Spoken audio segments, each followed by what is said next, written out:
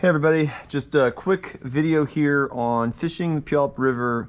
It opened last weekend and fishing has been fantastic. This is a great pink run. Plus you got coho, you got chinook. I actually got into a coho this morning.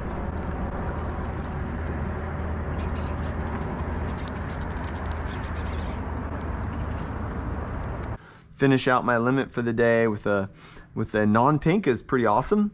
Didn't see any kings hooked where I was, but again, it's there's a lot of fish in the river, and it is a lot of fun to go down there and just hook up and have many fish on your line for you know, maybe a couple hours work. I just want to show you my gear real quick. This is really simple. It's called drift gear. This is a size 12 corky. Looks like it's got some damage on it from this morning. No worries. I've got a little bit of yarn. This is a size 1/0 hook, barbless for the regulations. I like to use these Bomac drop sinkers here. You know, this is kind of an expensive weight system. You could go a lot cheaper with like just a pencil lead, but just, you know, I like to keep it simple. I like the slinky material for rolling over rocks. I don't do a lot of drift fishing, so I don't really need a lot of this supplies. I don't lose much gear. This is a 1/4 ounce. I started out fishing with a 1/2 ounce where I was, and I looked at right away. I could tell I had too much weight. It was dragging, and I just want you want to have some contact with the bottom every second or couple seconds, but you don't want it to just be dragging. So I went down to a 1/4 ounce, immediately hooked up on a nice pink, and got my day going. This is how I like to tie my leader, you know, on this part of the swivel.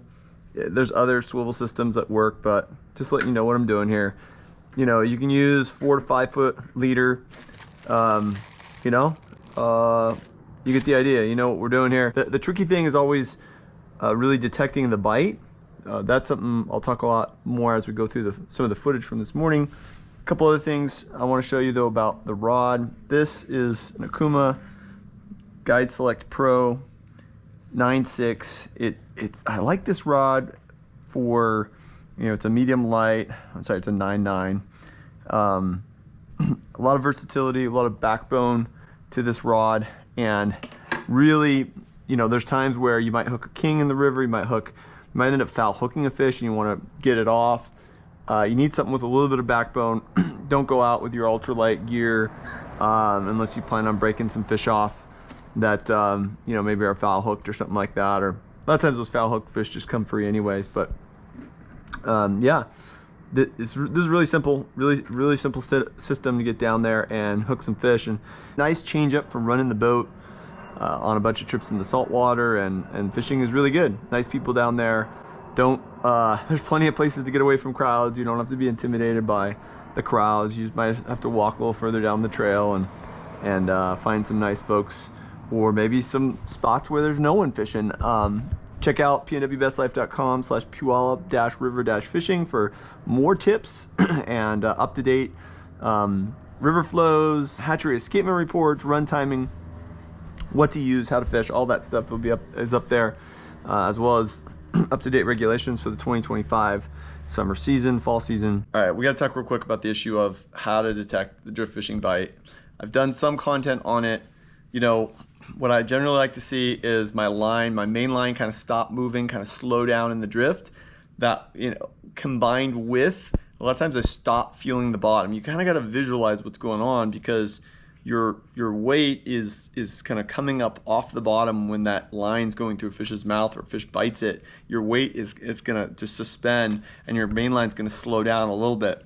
But that's not the only way you're going to find a bite. You know, you could also see, you could feel a thump, something different in the drift that tells you like there's something on your line. Sometimes it's a much harder pull.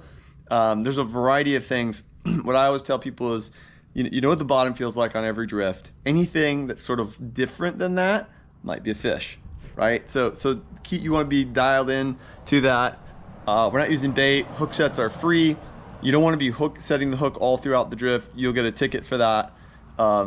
That's not a good strategy. You'll end up foul hooking a lot of fish.